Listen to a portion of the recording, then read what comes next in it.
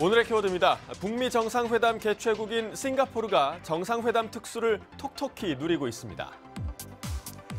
싱가포르가 북미 정상회담 관련 마케팅으로 후끈 달아오르고 있습니다.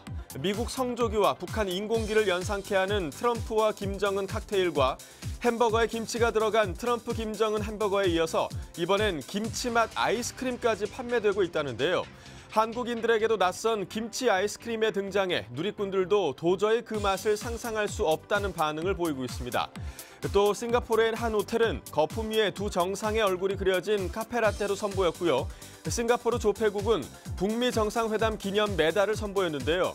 121만 원짜리 금메달과 9만 9천 원인 은메달, 3만 3천 원 베이스 메탈 메달 등 3종으로 판매되는데 우리나라에서는 오는 25일에 실물이 공개되고 전국은행과 우체국, 판매처인 풍산화동양행에서 구입 신청을 받을 계획이라고 합니다. 중국인 관광객들이 일본 오사카의 한 식당에서 차별을 받았다며 SNS에 동영상을 올렸다가 오히려 비난을 받았습니다. 최근 중국인 여성 관광객 2명은 일본 오사카로 여행을 갔다가 뷔페 식당에서 식당 종업원에게 욕설을 듣고 쫓겨났다면서 SNS에 영상을 올렸는데요. 동영상에는 식당 종업원이 먹는 모습이 추하다면서 중국인 여성들을 내쫓는 모습이 담겨 있었습니다. 하지만 일본 언론의 취재 결과 해당 식당은 식사 시간이 90분으로 제한돼 있었고요. 이 중국인 여성들은 종업원의 재촉에도 제한 시간을 15분이나 넘겼다는데요. 또 새우 껍질 등을 바닥에 그대로 버려 주변이 더러워지자 격분한 식당 매니저가 이렇게 지저분하게 식사하는 경우는 본 적이 없다. 돈은 안 받을 테니 당장 나가달라라고 말했고 유커들이 그런 장면을 촬영하는 과정에서 말다툼이 벌어졌다고 합니다. 이와 관련해서 홍콩의 한 언론은 인종차별이라기보다는 문화의 차이라면서 다른 고장에 가면 그 고장 풍속을 따라야 한다며 오히려 중국인들을 질책했고요. 고객이 돈을 주고 사는 것은 상품이나 서비스지 종업원의 존엄과 인격이 아니라고 덧붙였습니다.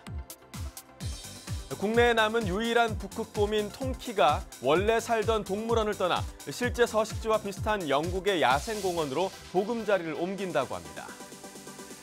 지난 1995년 마산의 한 동물원에서 태어나 2년 뒤 에버랜드로 이주한 북극곰 통키. 에버랜드 관계자는 동물원 방문객을 계산했을 때 국민들이 한두 번 이상은 통키를 만나봤을 것이라면서 오는 11월 영국 요크셔 야생공원으로 이전한다고 밝혔는데요.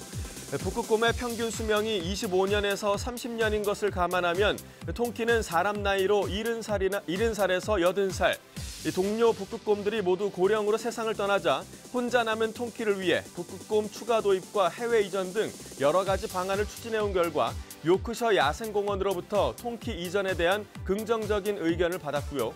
검역 절차와 이동 시 외부 온도 등을 종합적으로 고려해 오는 11월 말까지 이전을 완료할 계획이라고 합니다.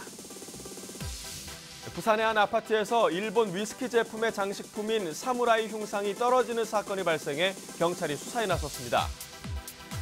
부산 남부경찰서에 따르면 지난 6일 오후 7시 반쯤 부산의 아파트 단지 내 중앙공원 보행로에 무게가 1.5kg 정도 되는 금속 조각상 형태의 사무라이 흉상이 떨어졌다고 합니다. 추락 지점에서 5m 떨어진 곳에 어린이들이 놀고 있었지만 다행히 인명피해는 없었는데요.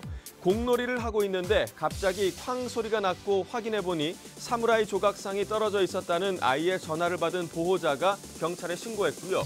경찰은 조각상을 수거해 국립과학수사연구원에 DNA와 지문 감식을 의뢰했고 현재 탐문 수사를 벌이고 있다고 합니다. 경찰에 따르면 추락한 금속 조각은 일본산 위스키의 장식이라고 하는데요. 이에 누리꾼들은 아령, 식칼에 이어 이번엔 철제 조각상이냐면서 물건 투척은 위험성이 큰 만큼 경찰이 엄중히 처벌해야 한다고 목소리를 높였습니다. 지금까지 오늘의 키워드였습니다.